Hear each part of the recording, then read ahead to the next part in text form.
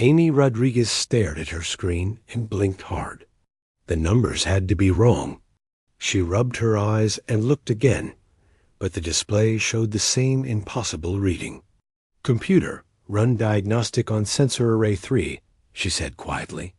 Response came back in seconds. All systems operating normally. Amy felt her heart start to beat faster. She was alone in the sensor room of Kepler Station, the most distant human outpost in known space. It was 3 in the morning, ship time, and everyone else was sleeping. The only sounds were the soft hum of machinery and the distant rumble of the station's engines, keeping them in orbit around a dead moon. She leaned forward and studied the data again. Something was out there, moving through space at speeds that should be impossible. The computer said it was a ship, but no ship could travel that fast without being torn apart by the forces involved. Amy's hands shook as she reached for the emergency communication button. She had been working at Kepler Station for 2 years, and nothing like this had ever happened. Most days, she watched empty space and listened to cosmic background radiation. The most exciting thing she usually saw was a passing asteroid. But this was different. This was something that shouldn't exist. She pressed the button. Captain Sullivan to the sensor room. Emergency. Captain Sullivan to the sensor room immediately. Within minutes, she heard heavy footsteps in the corridor. Captain. Jake Sullivan burst through the door, still wearing his sleeping clothes, but alert and ready. He was a big man with gray hair and kind eyes, but Amy could see the worry on his face. "What's the situation, Rodriguez?" he asked, moving to look over her shoulder at the display. "Sir, I detected a ship about 20 minutes ago, but the readings don't make sense. According to our sensors, it's traveling at 0.75 light speed." Captain Sullivan frowned. "That's impossible. Nothing can move that fast in normal space. Run the diagnostic again." "Already did, sir. 3 times. The sensors are working perfectly." Sullivan studied the data for a long moment. Amy watched his expression change from doubt to confusion to something that looked like fear. "Where is it heading?" he asked. Amy brought up the trajectory display. A red line showed the path of the mysterious object across a star map. "Based on current course and speed, sir, it's heading directly toward the inner systems, toward Earth." The captain was quiet for a moment. Then he straightened up, and his voice became firm and professional. "Send an immediate priority message to Earth Command. Include all sensor data. Then contact all stations in this sector and ask if they're seeing the same thing." "Yes, sir." Amy's fingers flew over her console, sending the urgent message through. The Quantum Communication Network. Within minutes, responses started coming back from other human outposts. They were all seeing the same impossible readings, but it wasn't just humans who were watching. 40 light years away, on the research station Theta Prime, an alien scientist named Kethmera was having the same terrible realization. The Zentari were known throughout the galaxy for having the best sensors and the smartest scientists. Their technology was so advanced that other species came to them when they needed answers to difficult questions. But Kethmera had no answers for what he was seeing. The Zentari looked like tall, thin humans, but with blue skin and large black eyes.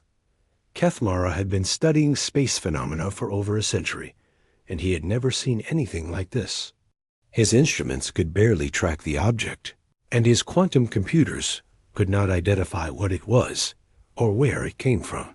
He activated the emergency communication system and sent an alert to the Galactic Council. Within hours, the news had spread to every major civilization in known space. The reactions were swift and predictable.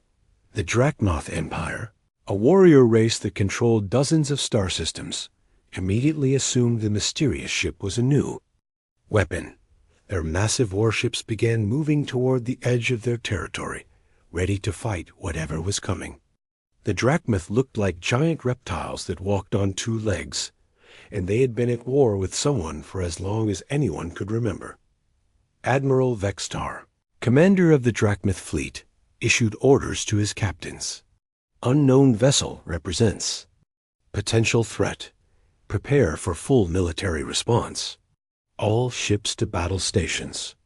But not everyone assumed the worst. The Aquilian Collective, a peaceful alliance of water-dwelling species, saw this as a chance for first contact with a new civilization. Their diplomatic ships began moving toward the projected path of the mysterious vessel, hoping to make peaceful contact. Ambassador Koralesh, speaking for the Aquilians, sent a message to all galactic powers. This may be a historic moment. We must approach with open minds and peaceful intentions. Back on Kepler Station, Captain Sullivan was receiving reports from across human space. Every sensor station, every ship, every colony was confirming the same impossible readings. The mysterious vessel was real, and it was coming closer to human territory with every passing hour. "Sir," Amy said, looking up from her console with wide eyes, "I've been calculating its approach vector. If it maintains current course and speed, it will reach the outer edge of the Sol system in 72 hours. Sullivan felt a chill run down his spine. Earth, humanity's home world, was in the Sol system, along with over 10 billion people and the headquarters of human civilization. "Send another message to Earth Command," he ordered. "Tell them we need to know what our response is going to be." And Amy? "Yes, sir? Good work detecting this. You may have just given humanity the warning. We need to survive whatever's coming." Amy nodded, but she didn't feel proud. She felt scared. Something was racing toward them through the darkness of space, something that broke the rules of physics just by existing. And in less than 3 days, it would arrive at Earth.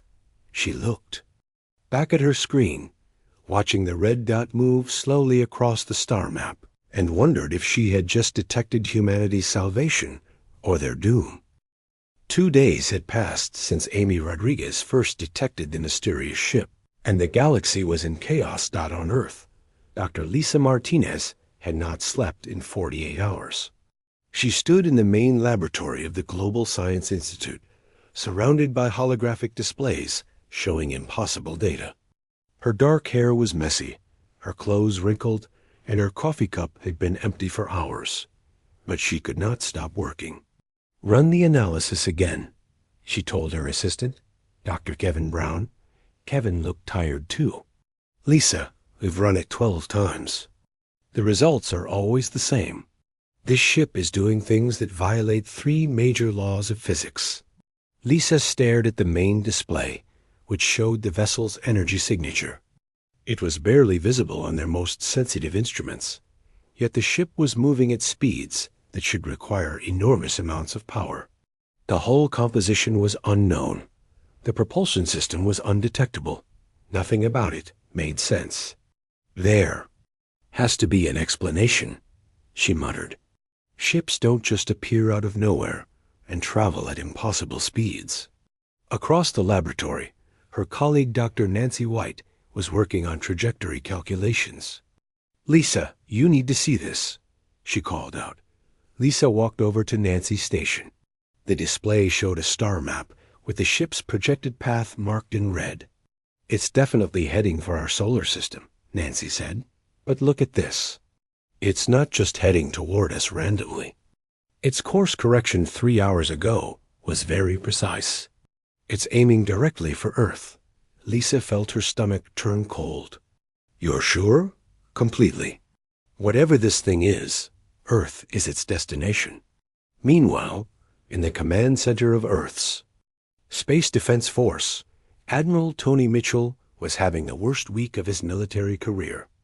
The bald, stocky man had fought in 3 interstellar conflicts and commanded fleets against alien pirates. But he had never faced anything like this. "Status report," he barked at his staff. Commander Paul Davis stepped forward. "Sir, we have." every available ship moving to intercept positions. But even our fastest vessels won't reach the outer system for another week. This unknown ship will arrive in 18 hours. Admiral Mitchell studied the tactical display. Red dots showed the positions of human ships, all desperately trying to reach Earth in time. But they were too far away and too slow. What about the orbital defense platforms? He asked. All armed and ready, sir. But honestly, if this ship can move at the speeds we're seeing, our defenses might not be effective. The Admiral was quiet for a moment. Then he straightened his shoulders. Send orders to all ships. Maximum speed to Earth. I don't care if they burn out their engines. And contact the alien governments. We need to know their intentions. The alien reactions were making everything worse. On the Zentari homeworld. The Council of Sciences was in emergency session. Elder Scientist Morden stood before the assembly, his blue skin pale with worry. Fellow scientists, he said, we must consider the possibility that this vessel represents a threat to galactic stability. If the humans have developed this technology in secret, it changes everything. In the great war halls of the Drachmath Empire, Admiral Vexstar was addressing his fleet commanders. The massive reptilian warrior's voice echoed through the chamber. This ship could be a human weapon designed to intimidate us, he growled. We cannot allow such technology to exist. If the humans refuse to surrender it, we may have no choice but to act. The peaceful Aquilians were trying to maintain calm, but even they were worried. Ambassador Koralesh sent a message to Earth's government. We urge restraint from all parties. This may still be a peaceful first contact situation. However, we must prepare for all possibilities. But it was the message from the Galactic Trade Federation that worried Earth's leaders the most. The Federation controlled most of the commerce between star systems, and their spokesman delivered a cold ultimatum. If this vessel proves to be a human military development, trade sanctions will be imposed immediately. The galaxy cannot tolerate such weapons. In the human colonies scattered across dozens of worlds, panic was spreading. On New Texas, Governor Bill Hayes ordered an evacuation of all non-essential personnel. On the mining world of Kepler 452b, workers were leaving their posts and demanding transport off-planet. The news networks were making everything worse.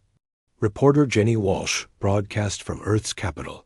Sources within the military suggest this mysterious ship may be an experimental human weapon that has malfunctioned. If true, humanity may face retaliation from multiple alien powers. Back in Dr. Martinez's laboratory, her team was working frantically to find answers. Her colleague, Dr. Carl Johnson, had been analyzing the ship's hull composition using spectral analysis. Lisa, I think I've found something, he said. The metal signatures are familiar. They match human alloys, but not exactly. It's like someone took our standard hull materials and modified them in ways we don't understand. Lisa looked at the data. Are you saying this might actually be a human ship? I'm saying it's possible. But if it is, where has it been for the past 50 years? And how did it develop this impossible technology? On Kepler Station, Amy Rodriguez was still monitoring the approaching vessel. Captain Sullivan had not left the command center in 2 days. The stress was showing on everyone's faces. Any change in the ship's behavior? Sullivan asked. No, sir. Still maintaining course and speed. Still no response to our communication attempts. Sullivan nodded grimly. He had received orders from Earth Command. If the ship showed any hostile intent, Kepler Station was to evacuate. Immediately, but there was nowhere to go. Their transport ships were too slow to outrun something that could travel at near light speed. Sir, Amy said suddenly, I'm detecting something new. The ship is beginning to decelerate. Sullivan moved to look at her display. The readings showed the mysterious vessel was indeed slowing down, but even its deceleration was impossible. It was reducing speed faster than any known ship could survive. How long until it reaches Earth? He asked. Amy calculated quickly. At current deceleration rate, approximately 6 hours, sir. Sullivan felt his heart sink. In 6 hours, humanity would finally learn what this mysterious ship wanted. And based on the reactions from the galaxy's major powers, he wasn't sure they would survive the answer. As news of the ship's deceleration spread across the galaxy, military fleets from half a dozen species began moving toward Earth's solar system. The mysterious vessel that had appeared from nowhere was about to arrive at humanity's doorstep, and the entire galaxy was watching to see what would happen next. The mysterious ship reached the edge of Earth's solar system exactly when Dr. Martinez had predicted. But what happened next shocked everyone who was watching.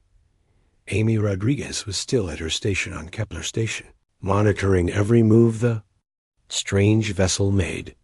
Captain Sullivan stood behind her, along with half the crew. Everyone wanted to see what would happen when the impossible ship finally arrived. "It's passing Jupiter," Amy reported, her voice tight with tension. "Still decelerating. But the rate is incredible. According to physics, the crew should be crushed by the forces involved." Admiral Mitchell watched from Earth's command center as the ship moved through the outer solar system. His fleet was still hours away from Earth, useless against something that moved so fast. The orbital defense platforms were armed and ready, but he doubted they would be effective against technology this advanced. "Any response to our communication attempts?" he asked. "Nothing, sir," replied Communications Officer Mary Johnson. "We've tried every frequency, every language in our database." Complete silence. The ship continued its impossible journey, passing the asteroid belt and heading directly toward Mars. Then something strange happened. Instead of continuing toward Earth, it began to slow down even more dramatically.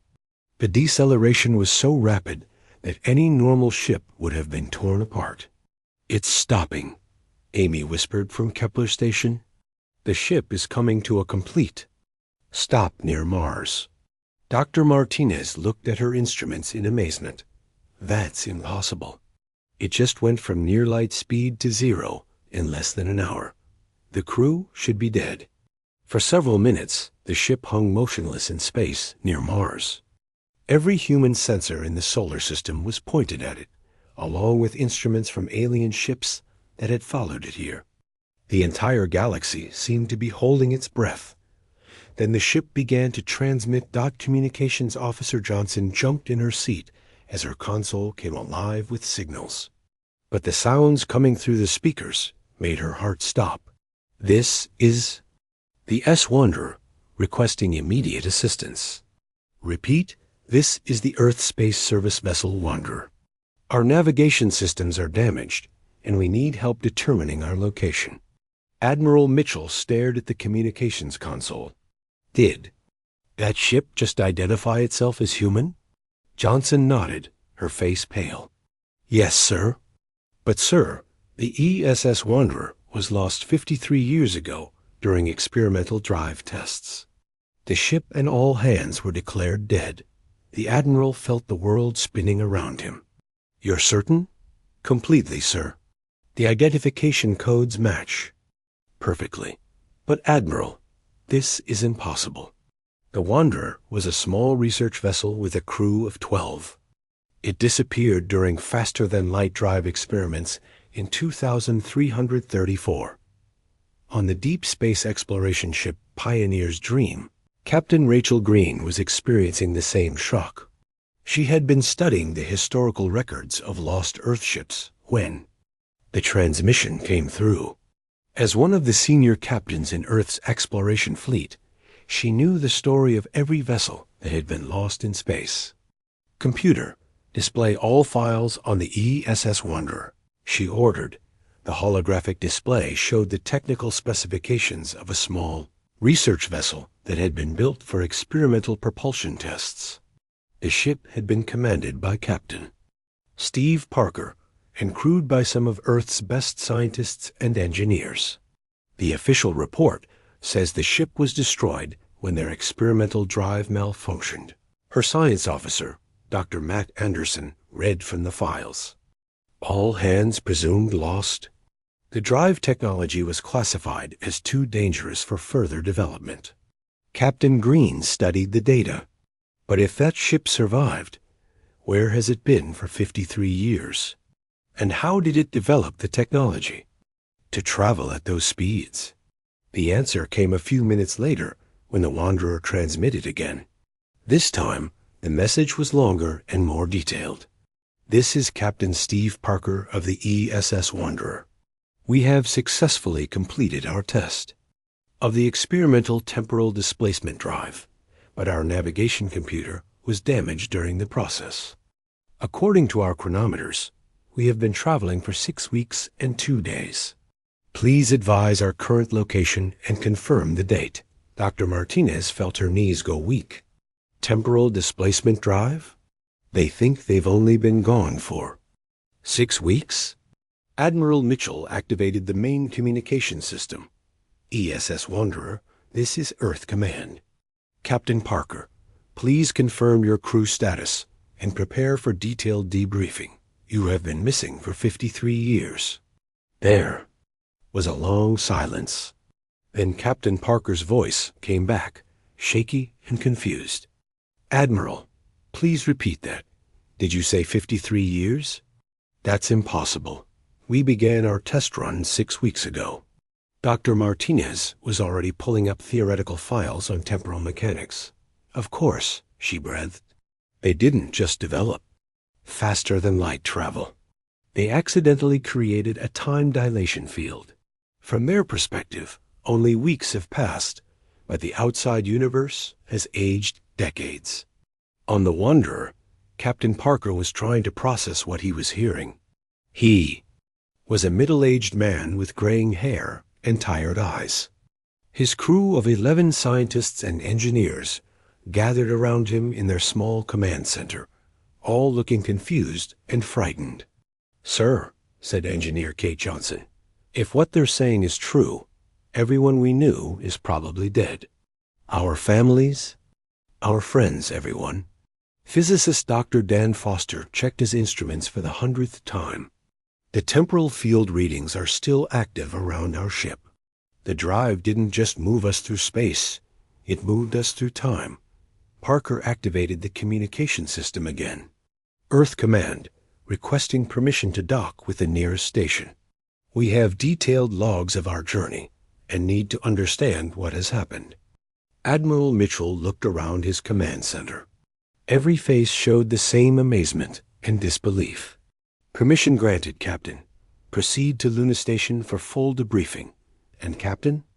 Yes, Admiral. Welcome home. As news of the revelation spread across the galaxy, the alien powers that had been preparing for war suddenly found themselves facing a completely different situation. The humans had not built a superweapon. They had accidentally discovered something far more significant. The Centauri. Scientist Keth Mora transmitted to his government. The humans have achieved temporal displacement. This changes everything we know about space travel. Admiral Vextar of the Drachmuth Empire received the news with a mixture of admiration and concern. The humans stumbled upon technology we never imagined. They are either very lucky or very dangerous. But it was the implications that truly amazed everyone. If the humans could refine this technology, it would revolutionize travel across the galaxy. The ship that had terrified everyone with its impossible speed was actually a lost human vessel that had accidentally broken the barriers of time itself.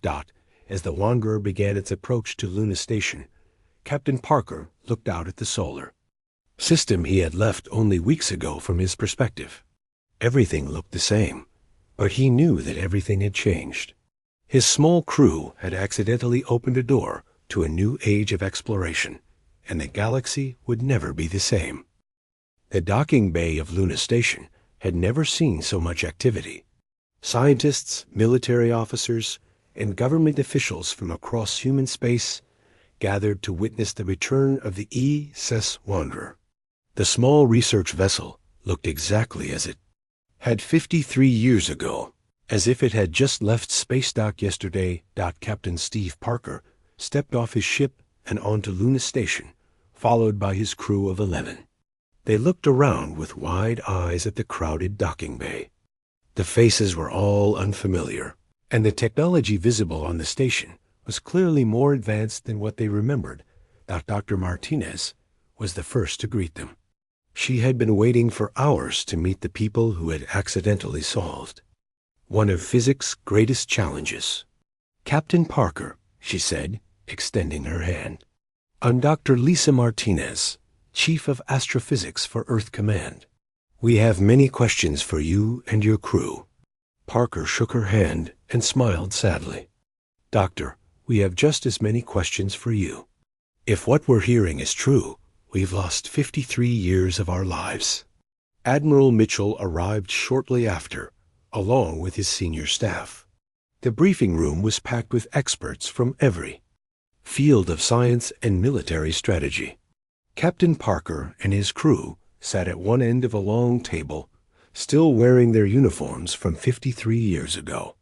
"Captain," Admiral Mitchell began, "we need to understand exactly what happened during your experiment. The entire galaxy is watching us." Engineer Kate Johnson, a young woman with bright eyes and steady hands, spoke first. "We were testing a new type of faster-than-light drive based on theoretical work by Dr. Sarah Kim. The idea was to create a bubble of altered space-time around our ship." Physicist Dr. Dan Foster continued the explanation. "The test was going normally at first. We activated the drive and began to accelerate, but then something went wrong. The containment field started to fluctuate wildly." Captain Parker took over the story. "We were looking at total system failure. The drive was going to explode and take us with it. We had maybe 2 minutes before containment collapsed completely." Dr. Martinez leaned forward. "What did you do?" Kate Johnson smiled. "We did what humans always do when facing the impossible. We improvised. I suggested we reverse the polarity of the temporal field generators, while Dan recalibrated the quantum resonance chambers." "That should have been impossible," Dr. Foster added. "The mathematics said it would tear the ship apart. But we were going to die anyway, so we tried it. And it worked?" Dr. Martinez asked. "Better than worked," Captain Parker replied. "The failing drive system stabilized, but it also created something we had never seen before. Instead of just moving us through space, it created a temporal displacement field. Time moved differently inside our ship than outside." Dr. Martinez felt her heart racing. The implications were staggering. "You didn't just achieve faster-than-light travel. You achieved time dilation on command. We didn't realize it at first." Kate Johnson explained. "From our perspective, we traveled for 6 weeks, exploring 17 different star systems. We mapped new worlds, discovered ancient ruins, and collected data that could change our understanding of the galaxy. But outside the field," Dr. Foster continued, 53 years passed. The universe aged while we experienced only weeks." The room was silent as everyone absorbed this information. And Admiral Mitchell spoke. "Do you understand what this means? You've discovered technology that makes all existing faster-than-light travel obsolete." News of the full explanation spread quickly through the galaxy's communication networks. The reactions were immediate and intense.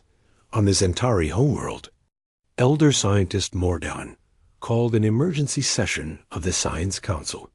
"Fellow scientists," he said, "the humans have achieved something we believed was impossible. They have mastered time itself." Young scientist Lirith raised a concern that many were thinking. "Elder, this technology could give humanity an enormous advantage. They could explore the entire galaxy while we are still planning our journeys." In the war rooms of the Drachmath Empire, Admiral Vex Tar was having similar thoughts. He stood before a holographic display showing the locations of human colonies and military bases. "This changes the balance of power completely," he growled to his officers.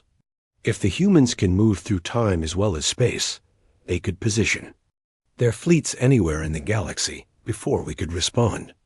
General Carmoth, his second-in-command, voiced what many in the Empire were thinking. "Admiral, we must consider acquiring this technology for ourselves, by force if necessary." But it was the reaction from the Galactic Trade Federation that worried Earth's leaders the most. Emergency Director Quelvex sent a cold message to Earth Command. "This technology represents a threat to economic stability across all systems. The Federation demands immediate access to all research data." Back on Luna Station, Dr. Martinez was working with Captain Parker and his crew to understand how the technology actually functioned. They had moved to a secure laboratory where the Wanderer's drive systems were being carefully studied. "The key insight," Kate Johnson explained, "was realizing that human intuition could succeed where pure mathematics failed.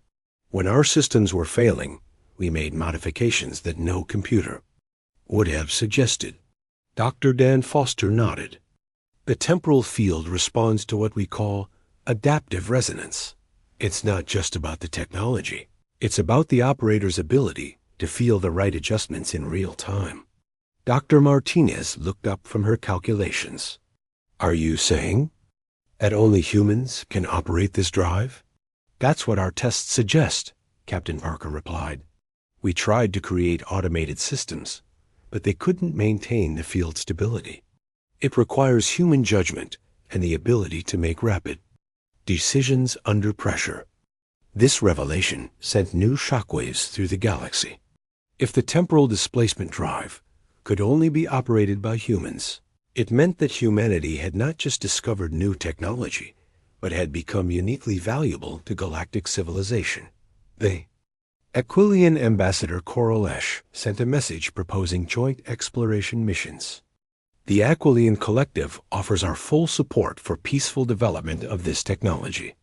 Together, we could explore regions of the galaxy that have never been reached." But not all the responses were peaceful. Intelligence reports began reaching Earth Command about secret meetings between the Drachmath Empire and several other military powers. There were rumors of plans to steal the technology or force humanity to share it. Admiral Mitchell called his senior staff together for an emergency meeting. "We're receiving reports that multiple alien fleets are moving toward our territory. Some claim they want to negotiate, but others may have hostile intentions." Captain Parker, who had been invited to join the military discussions, stood up. "Admiral, if I may suggest something, my crew and I didn't just stumble onto this technology by accident. We succeeded because we were willing to take risks that others wouldn't. Maybe it's time to show the galaxy what humans can really do with this discovery." Dr. Martinez looked at the data from the Wanderer's 6-week journey. In that short time, they had explored more space than most species explored in decades. They had discovered new worlds, ancient artifacts, and resources that could benefit everyone. "Captain Parker is right," she said. "This technology isn't just about military advantage or economic gain. It's about opening the entire galaxy to exploration. We could reach places that have been unreachable for millions of years." As reports continued to arrive about alien fleets approaching human space, Earth's leaders faced a difficult choice. They could try to keep the technology secret and risk war with multiple species, or they could find a way to use their discovery to benefit everyone, while maintaining humanity's special role as the operators of temporal displacement technology. Ship that had appeared from nowhere had not just returned from the past. It had opened a door to the future, and the entire galaxy was about to discover what lay beyond it. 3 months after the Wanderer's return, Captain Rachel Green stood on the bridge of the newly commissioned EC Pioneer, watching as the final preparations were completed for humanity's first official temporal exploration mission. The ship was larger than the original Wanderer, designed specifically to house the new temporal displacement drive and carry joint. Crews from multiple species. The past 3 months had been intense. After weeks of careful negotiation, Earth Command had made a decision that surprised everyone, including themselves. Instead of keeping the technology secret or selling it to the highest bidder, humanity had chosen a different path. Dr. Martinez had presented the proposal to the Galactic Council herself. This technology was born from human innovation, but its benefits should serve all peaceful civilizations. We propose joint exploration missions with human operators working alongside. Scientists from every species willing to commit to peaceful exploration. The response had been mixed, but ultimately positive. The peaceful Aquilian Collective had immediately agreed to the partnership. The scholarly Zentari, despite their initial jealousy, had recognized the scientific benefits and joined the program. Even some of the more aggressive species had agreed to participate rather than risk being left behind. The Drachmith Empire had been the most difficult to negotiate with. Admiral Vexstar had initially demanded complete access to the technology for military purposes. But when Earth Command offered something different, his attitude changed. "Admiral," Captain Parker had said during the tense negotiations, "you want military advantages. We can give you something better. The ability to explore regions of space that could contain resources and strategic locations no one has ever seen." The first joint mission had launched just 2 weeks ago. Captain Parker himself had taken command of the ESS Wanderer, now upgraded, with better systems, leading a mixed crew of humans, Centauri scientists, and Aquilian diplomats. Their mission was to explore the galactic core, a region that normal ships could never reach safely. But it was today's launch that would really change everything. Captain Green looked around her bridge. Her navigation officer was Lieutenant Amy Rodriguez, promoted after her crucial role in first detecting the mystery ship. Her chief engineer was Kate Johnson from the original Wanderer crew, now training a new generation of temporal drive operators. Her science officer was the Zentari physicist Lyrith, eager to work with human intuition to unlock new discoveries. "All stations report ready for temporal displacement," Kate Johnson called out from the engineering section. "Aquilian diplomatic team ready," reported Ambassador Koralesh from her position at the Cultural Relations Station. "Zentari science team prepared for long-range exploration," added Chief Science Officer Lyrith. Captain Green smiled. The S-Pioneer carried the largest and most diverse crew ever assembled for an exploration mission. Their destination was beyond the edge of the known galaxy, where ancient radio signals suggested the existence of civilizations that had vanished millions of years ago. "Dr. Martinez, are you ready to make history?" Green asked. Dr. Martinez, now serving as the expedition's chief scientist, nodded from her research station. "Captain, we're about to explore regions that have been unreachable since the galaxy was young. If there are answers to the great mysteries of cosmic evolution, we'll find them out there. In the months since the Wanderer's return, the implications of temporal displacement technology had become clear. Humanity had not just discovered faster-than-light travel. They had discovered the ability to step outside normal time and explore the universe in ways that had never been possible. But perhaps more importantly, they had proven something about themselves. When faced with impossible situations, humans didn't just survive. They found ways to turn disasters into discoveries. "All stations prepare for temporal field activation," Captain Green announced. In the engine room, Kate Johnson worked alongside Dr. Dan Foster and a team of engineers from 3 different species. The temporal displacement drive was more advanced than the original Wanderer's experimental system, but it still required the special human ability to feel the right adjustments and make split-second decisions. "Field generators coming online," Kate reported. "Beginning resonance cascade." The familiar sensation of temporal displacement began to build around the ship. To the crew, it felt like a gentle vibration that seemed to come from everywhere and nowhere at once. But outside the ship, space and time began to bend in ways that made the vessel effectively disappear from normal reality. "Displacement field stable," Dr. Foster announced. "Ready for long-range transit." Captain Green took a deep breath. "All hands, this is the captain. Today, we begin a new chapter in galactic history. Our mission is to explore the unknown regions beyond the galactic edge and discover what secrets the ancient universe holds. Engage temporal displacement." The stars outside the viewports began to change. Instead of the familiar points of light, they became streams of color that flowed past the ship like water. The Pioneer was moving through space and time simultaneously, covering distances that would normally take centuries in just hours of subjective time. From Earth, Admiral Mitchell watched the departure on his tactical displays. The Pioneer simply vanished from all sensors, leaving only empty space where moments before there had been humanity's most advanced exploration vessel. "Godspeed, Pioneer," he said quietly. On worlds across the galaxy, other species watched the same event with a mixture of awe and envy. The humans had done it again.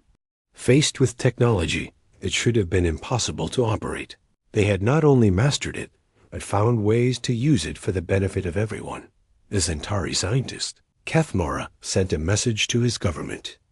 "The humans continue to surprise us. Their willingness to take risks that we would never consider has opened possibilities we never imagined." Even Admiral Vextar of the Drachmith Empire admitted grudging respect. "The humans have proven that sometimes the most reckless species can achieve the most remarkable things. Perhaps there is wisdom in their apparent madness." Aboard the Pioneer, as the ship moved through temporal displacement toward the edge of the galaxy, Captain Green looked around at her diverse crew. Humans, Centauri, Aquilians, and even a few Drachmith scientists worked together, united by the shared excitement of exploration. "Captain," Lieutenant Rodriguez called from her navigation station, "we're approaching the target coordinates. Estimated. Arrival in 6 hours subjective time. Excellent. All departments, prepare for arrival at the galactic edge." Dr. Martinez studied her instruments, which were already detecting strange signals from their destination. "Captain, I'm picking up energy signatures unlike anything in our databases. Whatever's out there, it's been waiting for us for a very long time." As the Pioneer continued its journey through folded space and time, other ships were preparing to follow. The success of the joint exploration program had convinced even the most skeptical species that cooperation with humanity was more valuable than competition. The mysterious ship that had appeared from nowhere, traveling too fast for sensors, had done more than just return from the past. It had opened the door to the future and shown the galaxy that sometimes the greatest discoveries came from taking impossible risks. Behind them, in normal space, construction had already begun on the next generation of temporal exploration vessels. The galaxy was about to become a much smaller place, and humanity would be leading the way into the unknown. Just as they always had, the age of temporal exploration had begun, and the entire universe was waiting to be discovered.